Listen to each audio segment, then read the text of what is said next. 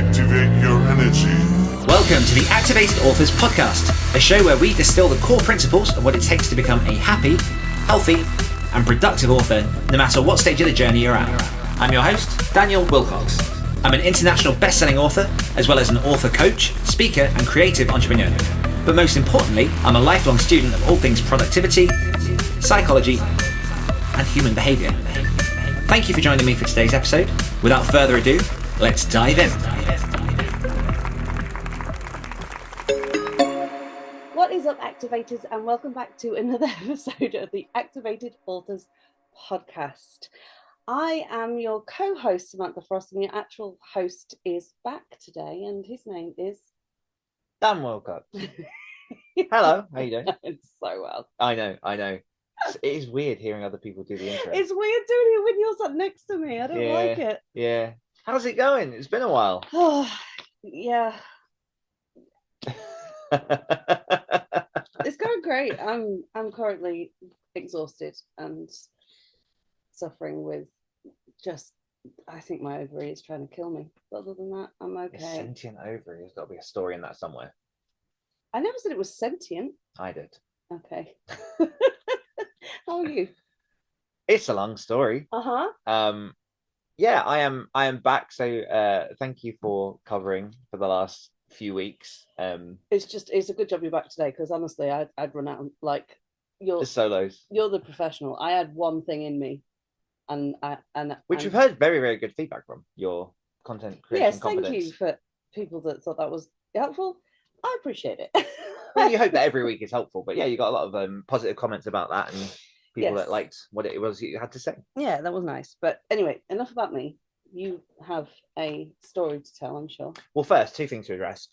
Number one, excuse if the sound quality isn't up to par. This kind of goes into the story, but I'm literally in the middle of moving. So behind the camera is boxes and bags and wires and all the different things that come with moving house. Yeah, it's kind of chaos. Yeah. And then also, if I'm not wearing my Activated Authors t-shirt, it's for two reasons. Number one, I forgot mine. And number two, because it is the other story's 7-year anniversary, or was last week. And so we went out with the Hawk and Cleaver guys last night, had some food, had a celebration drink, and celebrated 7 years and 10 million downloads of that podcast. So that was quite nice. That's insane. Yeah, it's one of those things where, like, how many people would that take? Like, if there were 10 million people, like, they would obviously fill this room, but how much room would be left? Do you know, like, how crowded would it be in this room? In this room with 10 million people? If you put 10, because behind, people can't see behind the camera, but it's an arena. It's like the Royal Albert Hall. Yeah, like, it's clearly a 7,000 seat venue. So if you have the 7,000 and then you get the additional 3,000, just kind of like as those people that are like, sorry, excuse, can I? That's 10,000 people. That's 10,000. But we're talking 10 million. Yeah, talking 10 million. That's quite the difference. That throws a shoe in that picnic. Oh, not a shoe in a picnic. Shoe at the picnic. But yeah, I've been off for a few weeks for health reasons. So just to give people a general overview as to where I've been and why the usual programming has been a bit interrupted for the last few weeks. I essentially it was the 13th of March, woke up at 2:30 in the morning, very, very short of breath and with chest pains, and then fell asleep because I was in that kind of like twilight fog of in and out of sleep. And then it happened again at 4:30.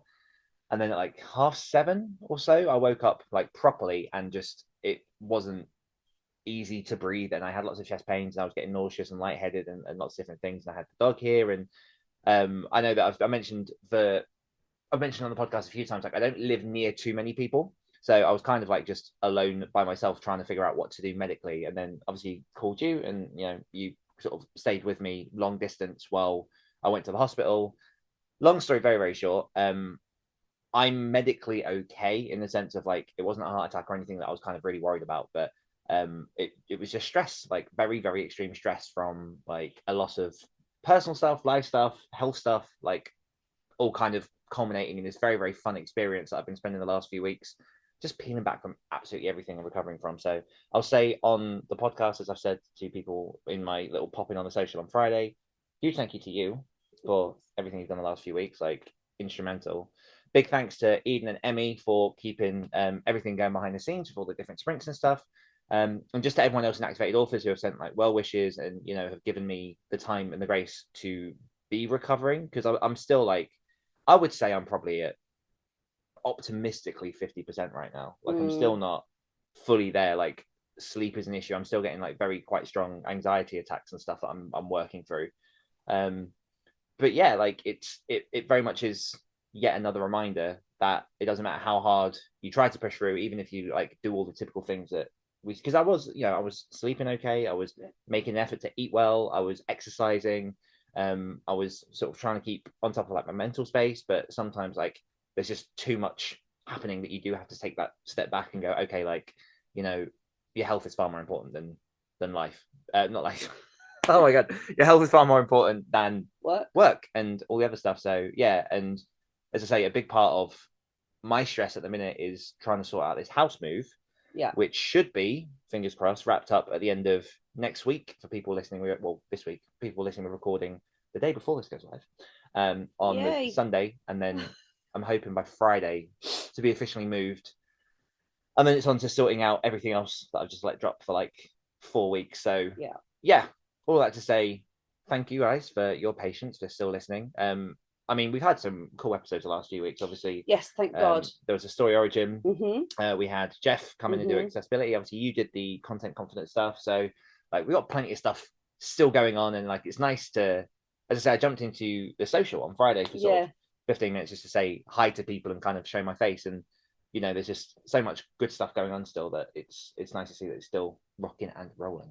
Yeah. I'm really proud of you for taking the time. I didn't have a choice. I know what you mean. But like what I mean is you could have quite easily just like, taken a day or two and then try to push through. Which is my typical stance. Which I think is a lot of people. Like, as soon as you hear like you're not dying, you're like, okay, cool, I'll just carry on then.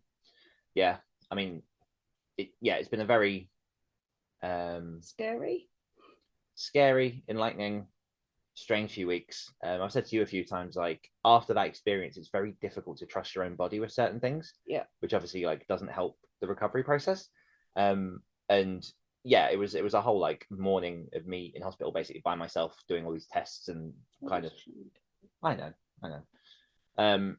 But yeah, and then I think one of the big things for me at the minute is like, because I've clearly if you track the history of me through a podcast, I have moved a lot of times, and this one feels considerably different, just in the sense of like I don't want to move.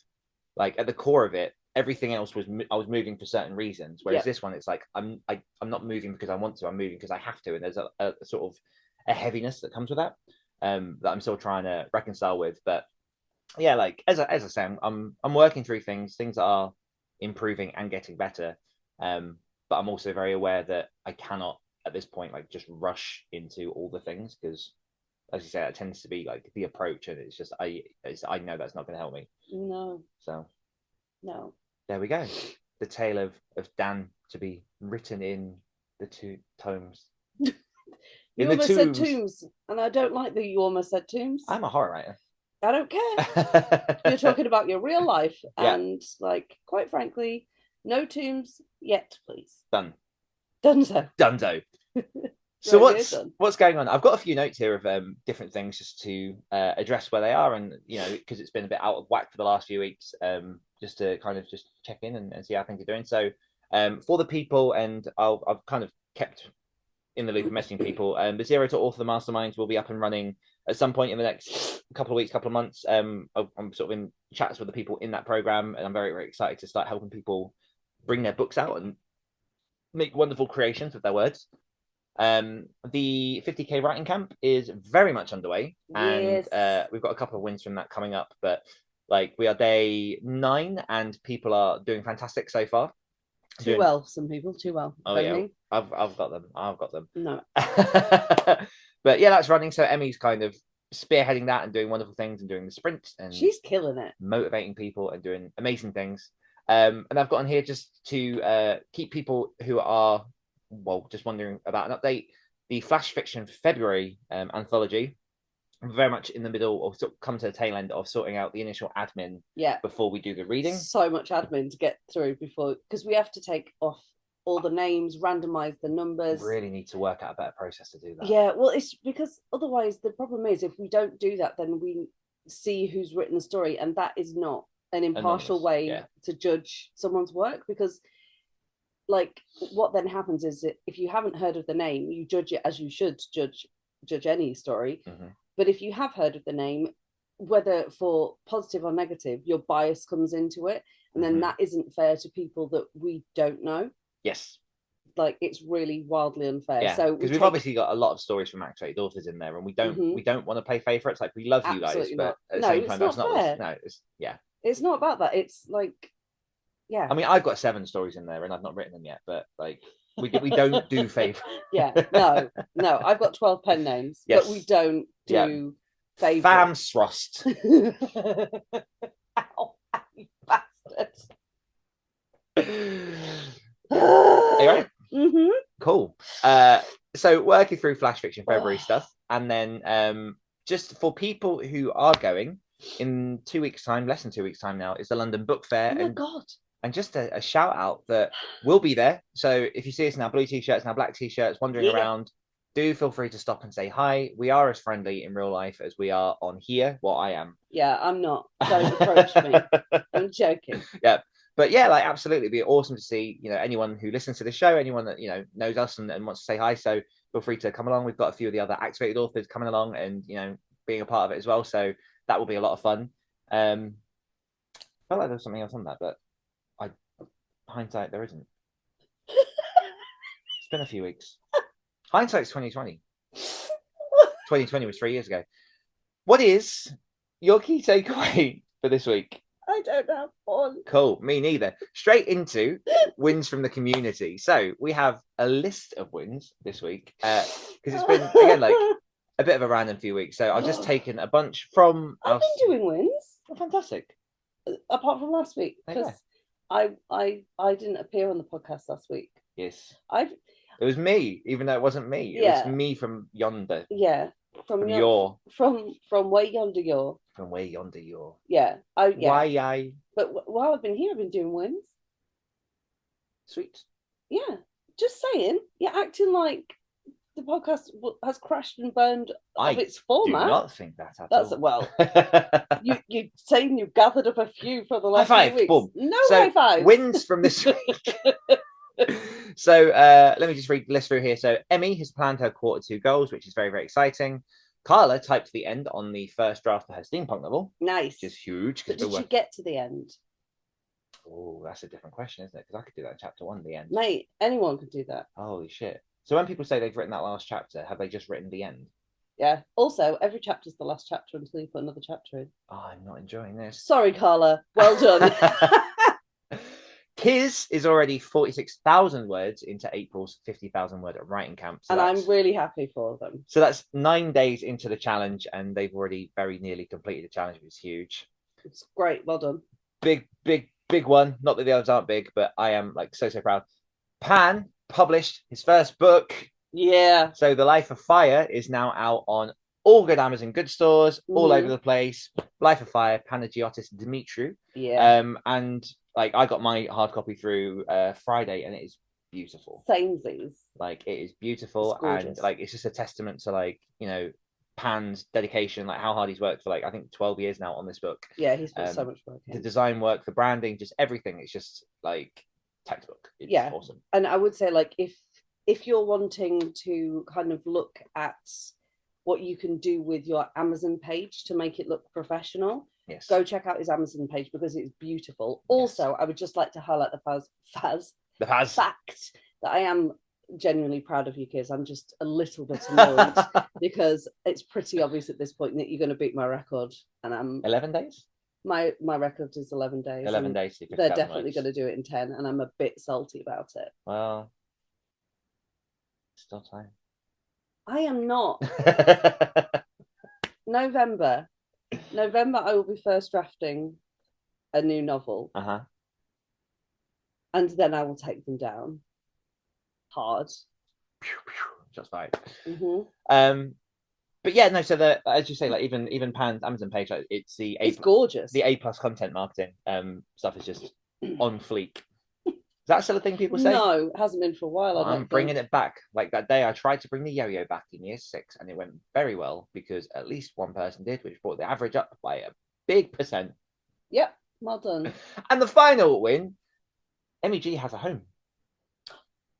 Is she in now? Yeah, looks Oh, like that's it. amazing. From what I've seen on Slack, yeah, very, very just settled. So yeah, there's a whole story behind that. But just if you listen to this, Emmy, we're very happy for you. Yes. Boom.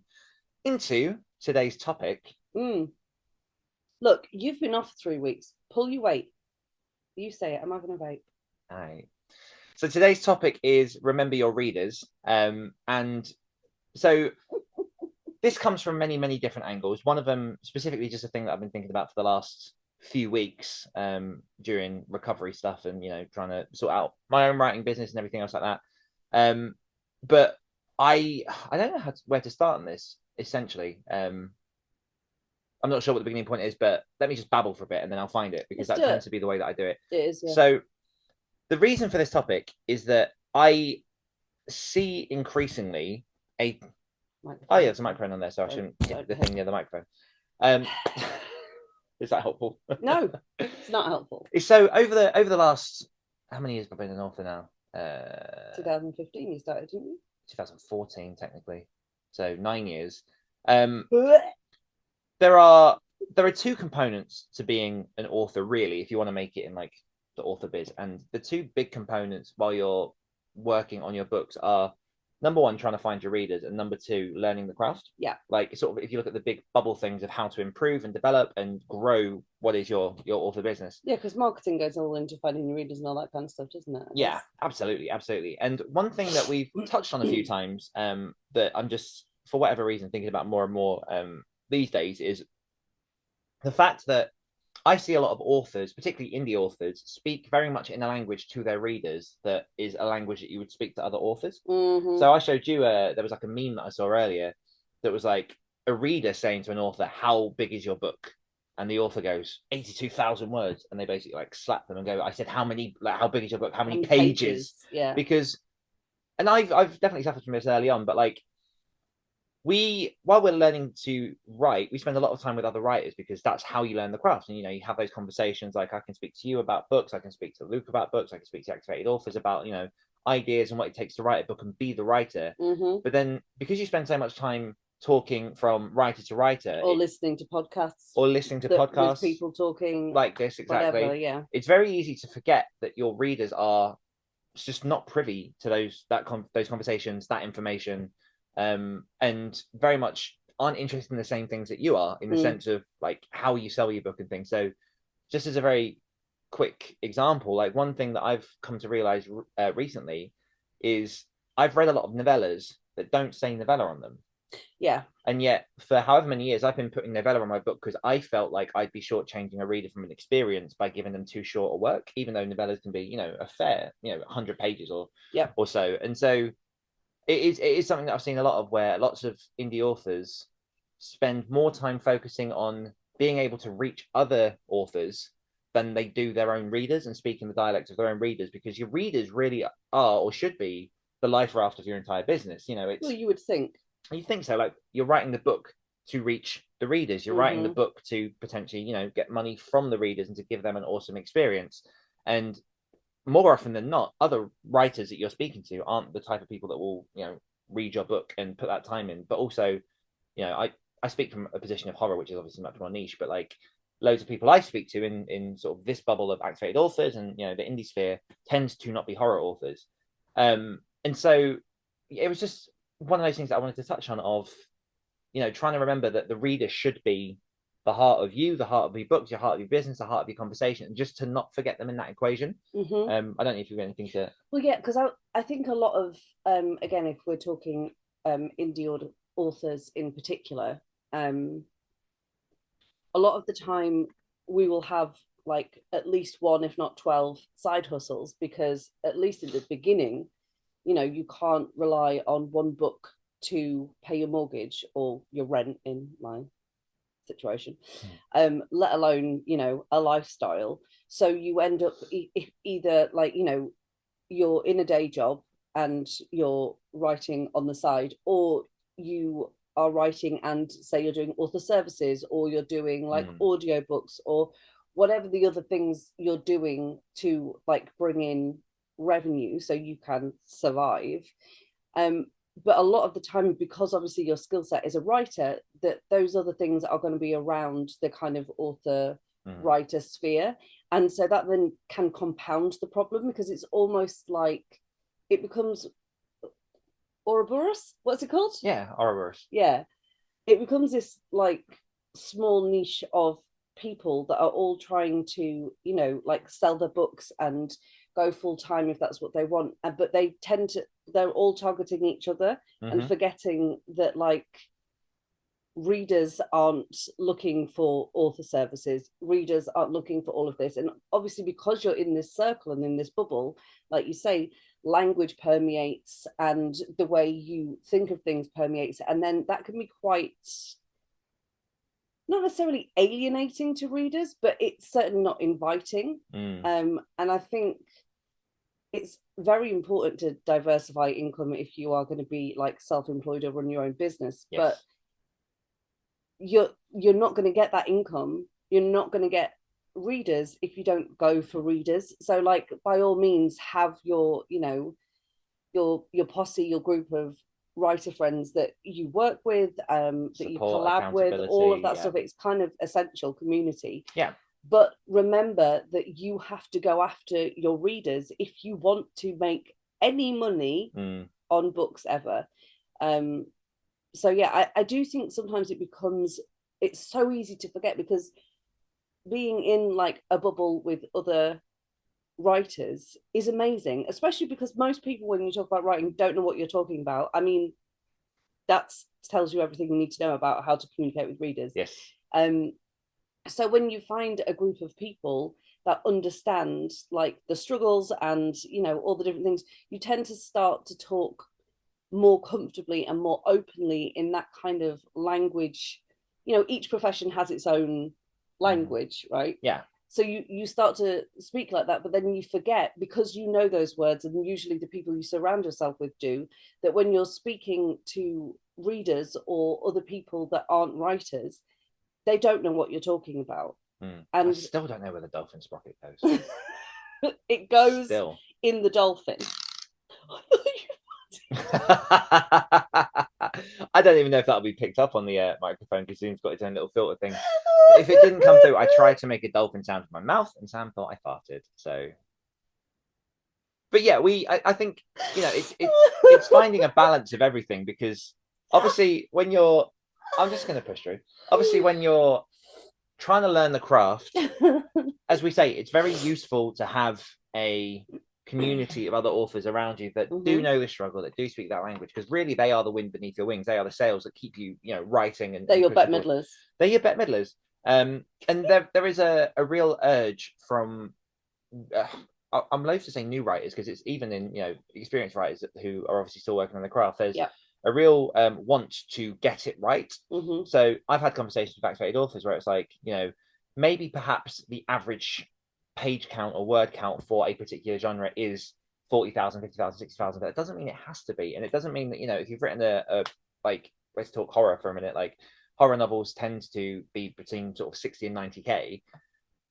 Novellas do very, very well in horror. And like, I've written shorter works that have been some of my most well-sold works. And, you know, there's not a right to have when it comes to writing a book. And so, you know, having those conversations with authors, having those people behind you is helpful. But yeah, do remember your readers. And I do think as well that there's almost a sense of procrastination and almost fear in, it's easier to talk to someone person to person about how to write a book. Absolutely. But putting your book to a reader and trying to cultivate a relationship with a reader, like a lot of the questions I get often are, you know, what do I put in my newsletter? What do I put on social media? What is it that a reader's gonna want to see from me? And so, as I say, it's easier to go to like other people and be like, here's me writing a book, other writers will get this. Yeah. But how do you do that with a reader? And, you know, that is something that is a bit more difficult. It does take a bit more time, but it's very, very rewarding when it happens. Like, I love the fact that in one of my newsletters I sent out a couple of months ago, I mentioned that I've got like a few close friends reading The Nowhere Line, and I've had about 5 or 6 people message me and just be like, I really want to read it, please. Yeah. And I'm like, well, it's a coming. It's a coming.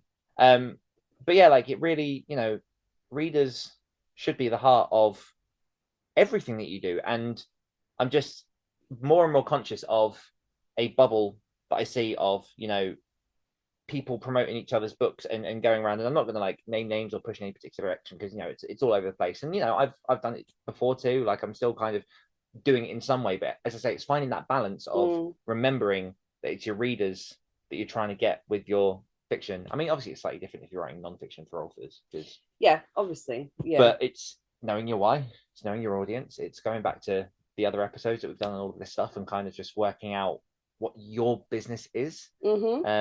And just remembering who you are in it all and the uniqueness of what you can bring, rather than, this, as I say, this fear of getting things wrong, let's say. And with that, a lot of the time comes, there's the old saying, like, fake it till you make it kind of thing. Yeah, I did. Yeah, well, it's completely natural, but I think a lot of the time, especially like in the indie space, there are like a few prominent names, that people know of and look up to, and take advice from, and like writing advice and craft advice and all the rest of it. And like, it's solid, and you absolutely should go out and like, do your own research, find that all of this is important. But those people already exist. Yeah. And trying to emulate somebody that is already, well, just anybody really, but particularly trying to, it would be like me. So my favorite singer was Christina Aguilera. She's incredible. I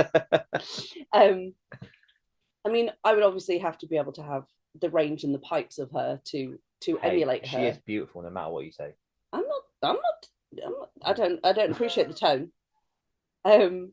But say that I had the range that she has, it would be like me singing in her style. Yeah. Like, no one wants to hear that because there's already Christina Aguilera.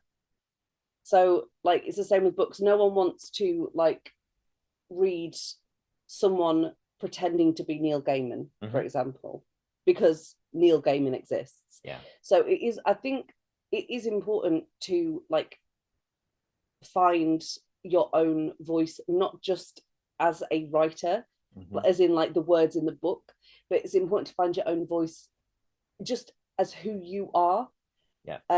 It is like, I think it's very intimidating, particularly for a lot of writers, because from what I've seen, a lot of writers are introverts, and so that can be quite painful to like find your own voice and put yourself out there in whatever way that is. And I'm not saying it has to be like you dancing on TikTok. Like, a mailing list has your voice, not just your writer's voice, but who you are as a voice and all the rest of it. And it can be so easy to like put a mask on or like emulate somebody else. But again, those people already exist. So it is just about finding what works for you. Yeah. What you connect with most. Yeah. And as I say, like a big one for me is just the language in which people speak to readers. Like, just as a perfect example as well, like most readers won't know what an ARC team is. So if you're looking for ARC readers, maybe try a different bit of language and say like early review copies, or something that's a bit more on the nose for people who aren't familiar with that language, and you can then bring on board, and we'll be more excited for what it is you've got to offer. Because if you're putting up posts saying like ARC readers wanted, or street team, that's another thing. I didn't know what that meant for the longest time. Yeah, like campaigning out on the cobbles, like, well, that's what I thought. I was very confused. And if there is someone that's listening that's kind of brand new that doesn't know what ARC or street team are, so an ARC reader is someone that gets your book before it is released, so they can read it, and in like it's kind of like a transaction relationship. So they get the book early and they don't have to pay for it; it's free. And then they leave a review which should be honest. Yes. So that when your book is released on day one, say you've got 2 or 3 reviews that go with it, it helps like the algorithms on Amazon and things like that. And also, it's always good to have like reviews, because they really do help sell anything. Legitimization of your story and your book. Yeah. And then a street team is confusingly named. It's basically just people that are like friends, I was about to say family then, friends and fan supporters that on like the day that you release it, just shout about it, and will like try and like, they'll share posts and they'll help promote it and all the rest of it. And it's just, it's creating a little kind of atmosphere around you, like a little entourage of people that want to help. But it doesn't involve actually going onto the street. I mean, I guess you could if you wanted to. Yeah. But it's that thing of like, there's still so much language that I hear that I'm like, what is that? Mm-hmm. And if I've been, oh God, it's been 2 years now. If I've been doing this ish for like 2 years and I still don't know what half this shit is, like, you can't expect Nora to get it. Yeah. She's busy. She's doing 2 jobs. One of them's working for the NHS and the other's pushing trolleys at Sainsbury's because the government's shit. Sorry, carry on. I'll stop now. No. I mean, the other thing to remember as well is, like, most of the time, if you are asking readers to get involved and do something for you for free, like the advanced reading and all that kind of stuff, like, you have to come prepared with a level of having some kind of empathy for your readers and their lives, and, you know, the fact that they're giving you their time. And I will often, you know, do recruitment drives for new readers for reviews, because you can give your book to 40 people and you're probably going to get 15 reviews. Like, if you're lucky, that's a good old turnaround. Yeah, like, you know, and over time you cultivate that and you keep the people that are interested, you get rid of the time wasters and all that kind of stuff. But, like, you have to remember that these are people, and rather than treating them like just, you know, faceless droids that are going to do your thing, they're people on the other side of the computer, whichever method you're using to communicate them, who have their lives, who wants to help you and have that intention. And, you know, you treat them like people rather than they're not. And I think that's really the heart of how to connect with your readers. So I say, like, you know, if you're sending a newsletter once a month, that's fine. If you don't know what to talk about, like, you know, talk about how your writing's going, talk about something to do with your lives. Like, one of my favorite sections from one of our activated authors is Faye Trask in their newsletters does pup dates. It's like a little section about her dog Bo. And I think stuff like that's really cool, because it just creates that human connection with your readers, so that when they read your book, they associate that with who you are. And then when you've got future books coming out, they can be like, oh, I like this person. Yeah. Like, I loved it's going to be really bad now because his name has totally slipped my mind, but Michael something. He's like if I remember it, I'll pop it into the show notes. It's really bad that I can't right now. But he is an Amish man who is killing it on Patreon. And I love his newsletters so much because it's him in the only place where he's got electricity, which is his shed at the bottom of the garden, talking about, like, his farming and, like, the other stuff that goes on in his life, and, like, you know, birthdays and all this and that. And, like, you just get to see a glimpse into, like, a real author's life. And if you think your life isn't interesting, you're wrong. Like, there's something in your life that is interesting that people want to, you know, get involved with. Like, you know, if you're a romance author that loves Lego, like, mention your Lego fetish. And wrong word, I know, but, like, we went from love to a very different direction real quick. I've seen some really weird medical scans. I can't get the minifigure at me, but help. If you are a sci-fi author who loves baking, like, you can talk about the baking, you can talk about this kind of stuff, like, really just accentuate who you are to your readers so they get to know you, and then in turn they start to reach out. And I will say as well, like, something that I think a lot of people don't realize is that you don't get half as much fan mail as you think, but it sounds like you get. Like, you do get, like, so I'll get, like, emails from readers, like, a month, saying that they've read books, they like different things that I've done. Like, it's never like swaves and waves of things, because, you know, not everyone has that impetus to sit there and be like, I'm going to send an email. Because, like, think of yourself sitting and sending an email to, like, the author of a book that you've read. Like, the author would love to see it, and, you know, when those emails come through, it's awesome. But have you ever, like, is that a thing? So yeah, there's just a lot of understanding the people who are oh my god, who are reading your book. And as I say, just remembering that at the heart of things as well, and that there's two sides to that author journey. Well, yeah, because I think one of my favorite things, you don't really get it so much anymore now, like everything's streaming and stuff, but one of my favorite things on DVDs was to watch the extras, the behind the scenes. And I didn't watch the behind the scenes because I wanted to know, like, how many words were in the screenplay or what particular camera they were using or anything like that. I wanted to see them make the film. I wanted to know the stories of how, like, you know, how did they manage that shot, and, like, who was the one that they always had to run to the trailer to get, and what were the inside jokes, and that gives extra depth and love to the the film that I'm watching. So Lord of the Rings, for example, is Yeah. like, I absolutely adore the extras on that, and watching it and seeing the relationship of the actors grow, and also then, you know, being taken into the workshop and seeing all the different models they made and all of that kind of stuff. It's gorgeous. But like, at no point in any of those like behind the scenes documentaries do they speak to me like I'm a filmmaker, or like I understand what kind of like epoxy resin they used for, you know, this thing, because number one, like, I don't understand any of that, and because I don't, it's not interesting. So like, you talking about, you know, talk about your life, like, no one wants to know, like, someone that isn't a writer does not want to know how the sausage is made. No. They want to read the book and they want to fall in love with it and you. Just that simple. Yeah, and that's how you do it, is by sharing who you are, as opposed to, like, you know, everyone being a writing guru or whatever. And even if you've not yet published a book, you can still track that journey online for readers to get excited about your book and like build that buzz. Look at Pan. Pan's done it, like, did it when I had a newsletter with people, like, before absolutely it was released. Yeah, there are many ways to start building an audience before you've, you know, really released that first book. I will say an amazing book that is very, very helpful with that kind of attitude and ethos is Austin Kleon's Show Your Work, which is very much all about showing the behind the scenes and how that benefits people and the kind of stuff that you can do. It's quite a small, quick read, but it's a very, very good book for that. But yeah, remember your readers. Yeah. Remember your readers. They are, after all, the people you're trying to reach, I hope. Yeah. But yeah, just something that's been... Don't be an Ouroboros. Don't be an Ouroboros, you tail-eating snakes. Ow. Well, I think that about wraps us up for this week. It's good to be back. I'm so glad to be back. Yes, Sam is in quite a lot of physical pain right now for people who are watching on YouTube, so we will start to wrap this up. She's fine. We're all fine. Everything's fine. I don't know why it came out so late. I'm fine.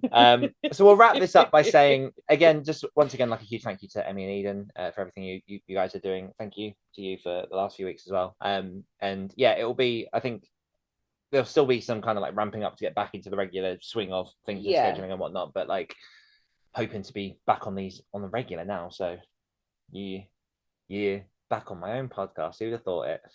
So we'll say a massive thank you to you, the listeners, for tuning in. We appreciate you and the time you choose to spend with us each and every week. And as always, if you're looking to level up your writing and activate your author career, head on over to activateyourauthors.com to find out about everything that we've got going on. One more time from myself and from Sam. We will see you next week. Goodbye. What? Activate your energy. Thanks for listening to the Activated Authors podcast. If you're ready to unlock your true potential and activate your author career, then head on over to www.activatedauthors.com to find out more.